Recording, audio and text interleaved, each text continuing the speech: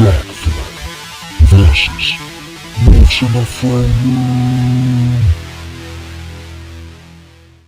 Hi, welcome back to Headbangers. Here we're continuing another episode of our comparison between an old band and a new band within a certain genre of the metal. So we're going to do Darkthrone and we're going to do Wolves in the Throne Room. So one's a classic 90s black metal band, a pioneer of the genre, while Wolves in the Throne Room are carrying on the flag today. Still producing the same sort of music, but in a different way.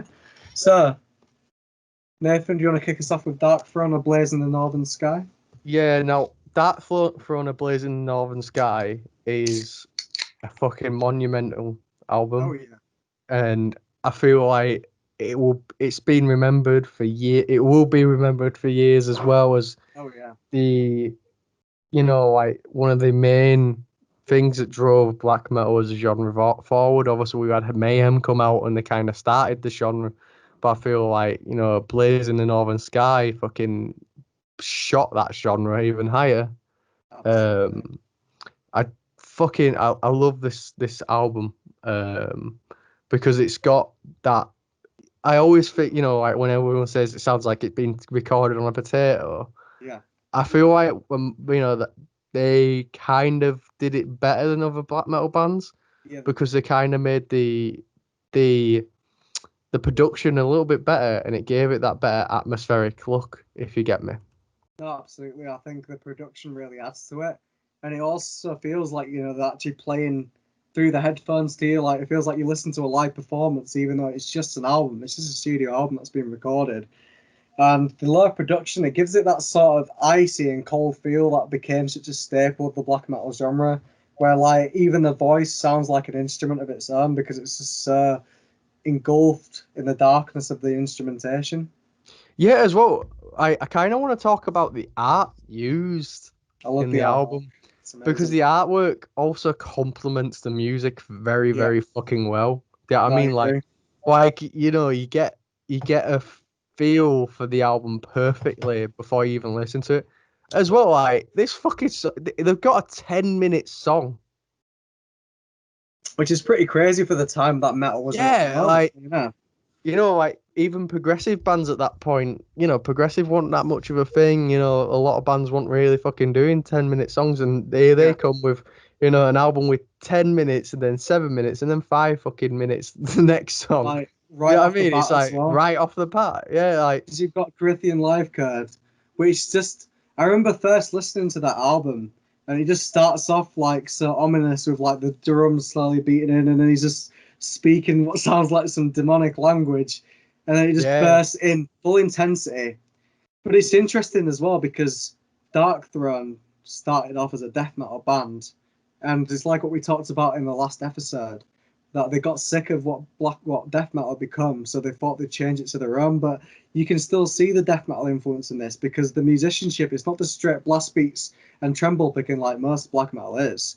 They've sort of got like mid-tempo bits in there with like dark distorted guitars, and I think it just sets it apart from so many other bands at the time that were doing black metal. Yeah, it really did it like. I feel like it took what Mayhem put down and made it better. I mean, they're like, okay, we'll see what you're doing, but this is what we're gonna do with that. It's not a bit controversial to say, but I just honestly feel like Darkthrone did it better. Do you? Do you think Darkthrone did it better? Yeah, like obviously credit to Mayhem because they made some amazing albums, and that first album really set the bar. But this one in particular, there's just something about it. Everything's so well done, and it's just got a vibe about it. Yeah, it definitely expanded on black metal massively. I think one of my fucking favorite songs from the album is Paragon. How do you say the last bit? Bilal. Yeah. It's such a fucking colossal fucking song. Like it is I think one of the best black metal songs ever written. I do. Because it's one of those where it knows what it is from out the bat, and it's so weird to listen to it and be like, oh yeah, they knew this was black metal. They knew what they were doing here. When black metal at this time wasn't really much of a genre.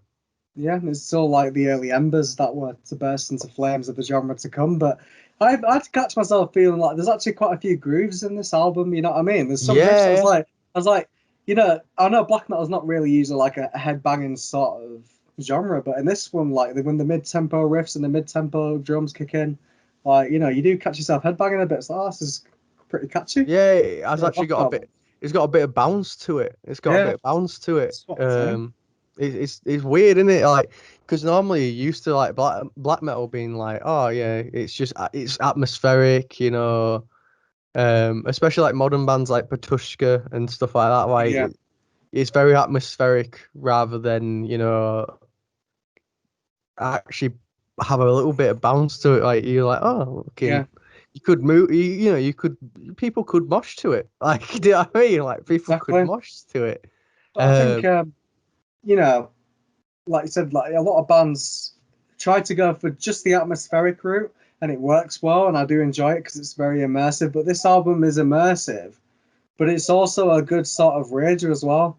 And I think it's nice to have a balance because, like, if I'm in a sort of mood to be relaxed, because for some reason I do find black metal sometimes a bit. It's quite serene and quite relaxing. I don't know why. no, It kind of I do. entrances you. But Yeah, this yeah. one, like, you know, you've got the entrancement, but you've also got the headbang aspect of it as well. So it's good for Yeah. both moods.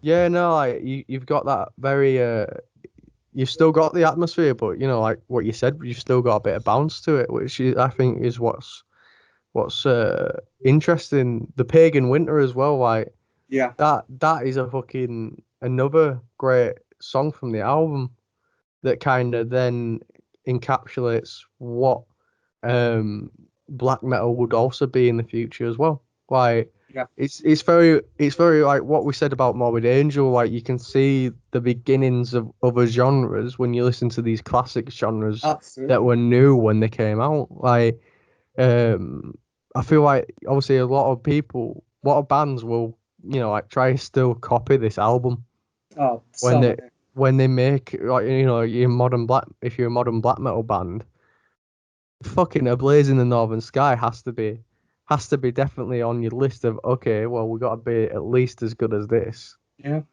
know what I mean? Like, um, yeah, I do genuinely really like this album. I think overall that it took what Mayhem did and literally booted it through the door and be like, no, yeah, but this is what we're doing, and then tried pushing the limits of it, and I think that benefited the genre because then you got other bands going, oh well, fucking Darkthrone just shit all over Mayhem, mate. So then Mayhem's like, oh well, fuck it, we're gonna start shitting on Darkthrone now, and they came out trying to, you know, one up the fucking Blaze in the Northern Yeah. Sky, and you just kept getting bands going, no, we're gonna do better than that, we're gonna do better than that, we're gonna get. I think it felt competitive when you listen to black metal, right? Yeah. You know, No, it you had does. bands, except for the burning churches part. I feel like that got a bit too competitive. Gotta keep score. Yeah, it's kind of like, oh, you're not black metal. I burnt a fucking church, mate. So yeah, like, I'd give this album, for me, it'd be a 9 out of 10. Yeah.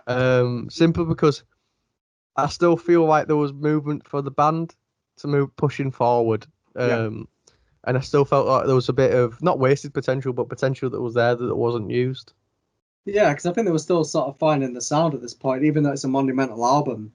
You know, they just came out of doing death metal and straight into black metal, and there's still that sort of vibe there.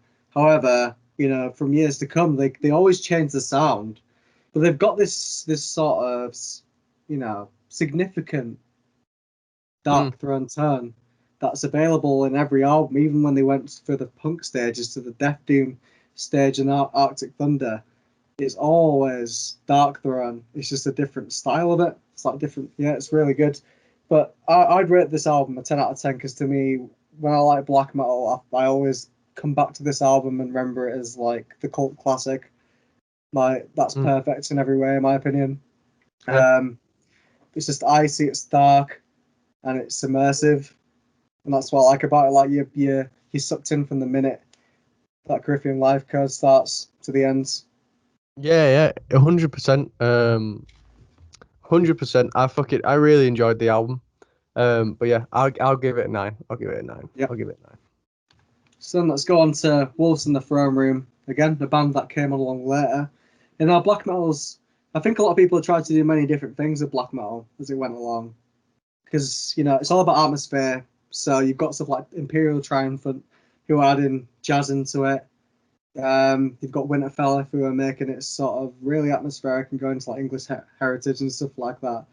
But I feel like Wolves in the Throne Room, like I listened to the album recently and I've always really enjoyed it because it's just implements so many different styles into it. You know, you've got some choir singing in there. You've got moments of like using different sounds incorporated to break up songs. And I think it's a nice touch on black metal. Yeah, 100%. 100%. For a second, let me just move the camera a little bit. Yeah, no worries. Let me adjust this. Yeah, 100%. I feel like, you know, there's quite a lot more elements in it. It's like what we were saying though about Gatecreeper, you know, there's more from to pull from. Absolutely. You know, like I'm pretty sure there's some use of synths as well. Like, do you know what I mean? Like, I love a good synth. Yeah. You know what? A lot of bands are fucking using a lot of synths recently. I noticed. Yeah. I've noticed that as well. I noticed. 1 second. Let me just check my framing on my camera. Yeah, no problem.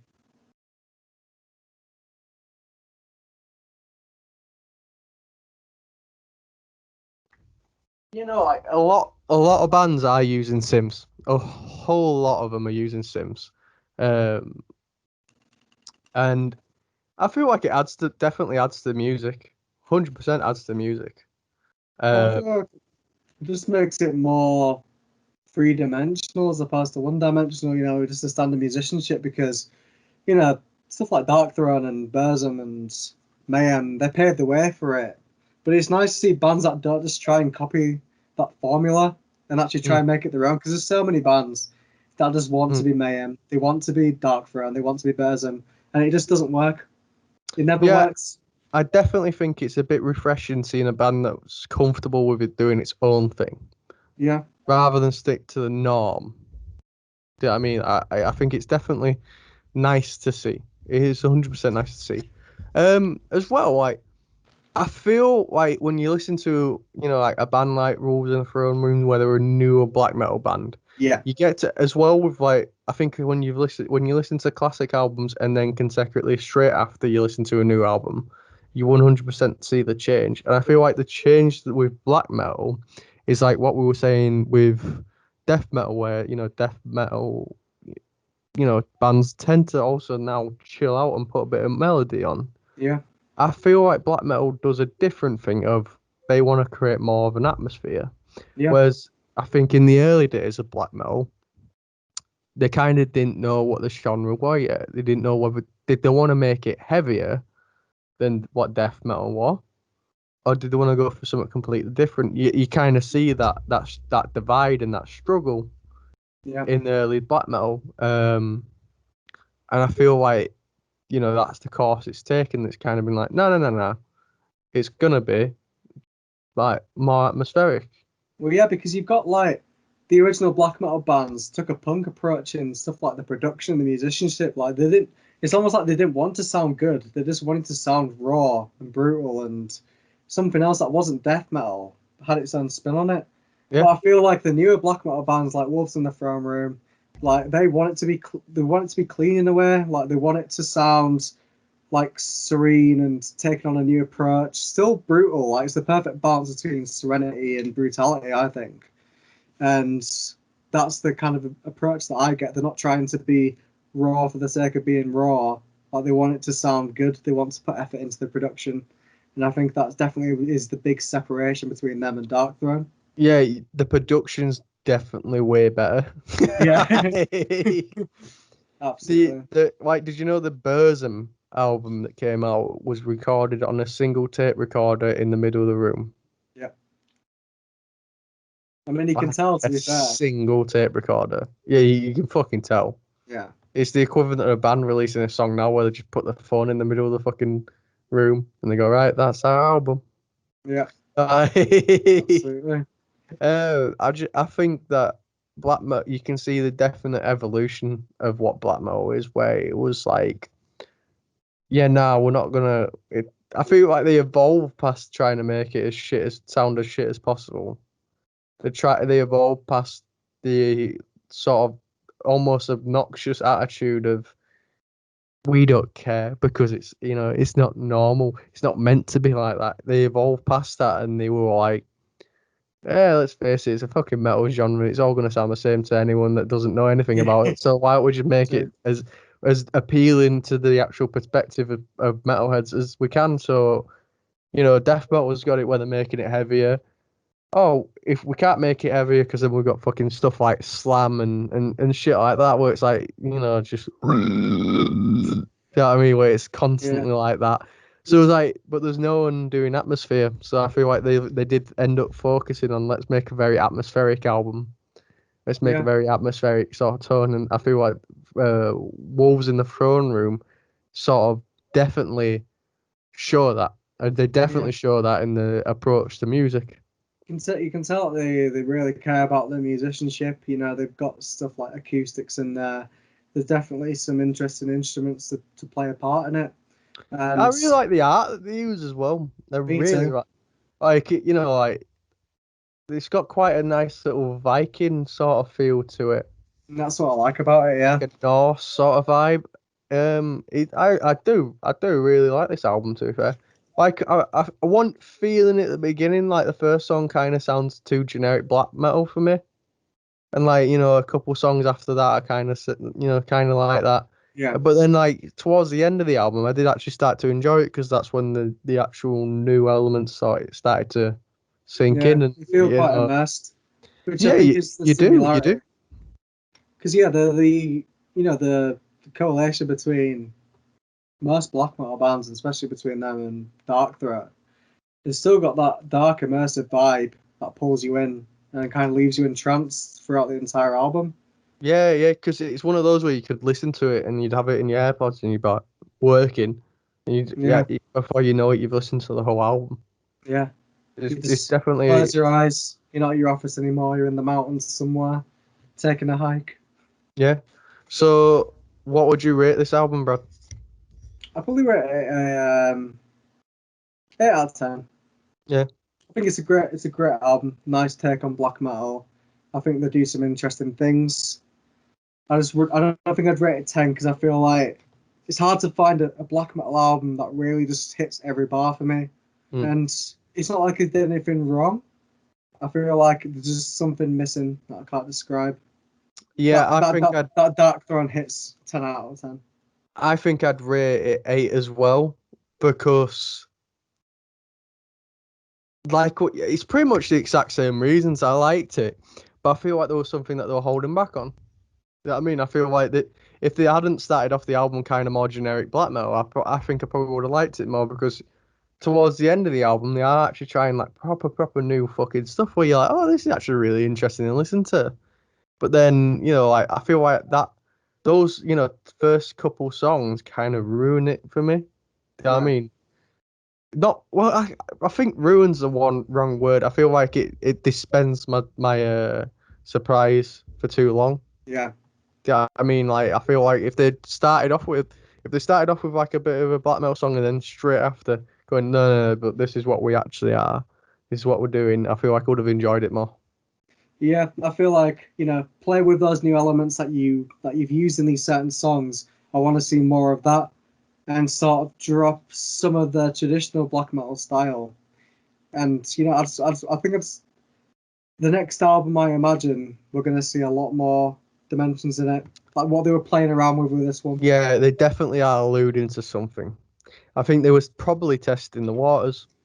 Yeah, which means that something good's probably going to come next. Yeah, to be fair, I am excited. I did enjoy this album. I did as well. So yeah, like, how do you think black metal has changed? I know we kind of covered it, haven't we, already, through just talking about the albums. But how do you think it's changed over the years? As a summary, I think that bands, after the 90s black metal bands, it's less about the angst and sort of being rebellious and going against the grain, and it's more just appreciating the musicianship and trying to make people that listen feel more immersed in the music, and you know, taking black metal, put it in a test tube and adding stuff to it, and seeing what the end product's going to be, because it's a very interesting genre that's not like a lot of other metal genres. It has a bit of serenity to it, it has brutality to it, and you've got bands that try and swing both ways or kind of rest in the middle, and I think that's where these two lie. Yeah, no, I completely agree with that. I think I would actually say they're pretty much the exact same thing. If I were going to go differences, I would also say, you know, the sort of, like I touched on earlier, you know, that they kind of now tailor it more towards the atmosphere of the song, much rather than how heavy it is. I mean, like, and that's what I feel they do as well. Like, I think production's just way better, but that's fucking given. Like, but yeah, no, I also feel like the actual terms of lyric writing, I feel it's gotten a lot more creative. Yeah, it's less about the satanic stuff, isn't it? And it's more about it's more about locations and landscapes, like trying to paint a picture more than it is of just like singing about the devil and burning churches and, you know, a lot of the early material. Yeah, exactly. Like it's gotten a lot more creative in that aspect of, oh no, it's not just going to be about, oh, here's a song about Satan. Right, did you like that song about Satan? Here's this song about Christ. Did you like that song about Christ? Here's the song about burning churches. You know, here's a song about Lucifer, but it's different because we called him Lucifer and not Satan. Yeah, and you just stood there like, well, don't get me wrong. The first bands to do it did it really well, but I think when you get bands trying to do it now, I'm just like, bruh, it's been done. Yeah, no, it is beating a long dead horse. It's pretty much fucking digging that horse up from the ground and then beating its skeleton up. Like, you know what I mean? Like, yeah. So yeah, I feel like that's another reason way it's evolved. Yeah, definitely lyrics. You're completely right. Yeah, 100% in lyric writing. It's different ball game. Different ball game. Yeah. They are actually getting way more creative. I feel like as well we've got more sources to pull from. I feel like if you fucking, you know, watch Game of Thrones, then wrote a black metal album, you get a lot of inspiration in a way. I'm sure there's something out there. Someone's made a, you know, Winterfell black metal band or something. You know what I mean? Someone's done something, I imagine. Yeah, definitely. But yeah, I mean, like, I feel like, you know, people aren't just pulling from Satan, they're pulling from folklore, they're pulling from medieval, like, history, they're pulling from, like, Norse mythology, they're pulling it from fucking anywhere that they can find it. So I think it's important to do that. Yeah, no, I do. But yeah, I feel like that is all I've got to say, how it's changed for me. Yeah, no, I completely agree. That's been our black metal episodes about Headbangers Clash. We've had Darkthrone, we've had Wolves in the Throne Room. Both two interesting black metal bands, changing the scene. Yeah. Now, don't forget, like what we did with the death metal one. We might put a part 2 to this because, you know, let's face it, there's fucking plenty of bands out there. Yeah. So if you have any ideas on who the fuck we should do next, please put in the comments below. If you liked it, give it a like as well. Share it around. And also, we know we've only got about 8 fans, and we know you are. We'll come find you if you don't make a comment. So yeah, you fucking listen, you little bastard, right? If you don't share it, I'm gonna fucking find you, and I mean, I will write you a strongly fucking worded letter. All right. Imagine the SWAT team just burst down your door now. I'm probably already on a watch list. But yeah, that's been Black Thank you very much for joining. We'll see you next time for our hardcore episode. In a bit. See you in a bit.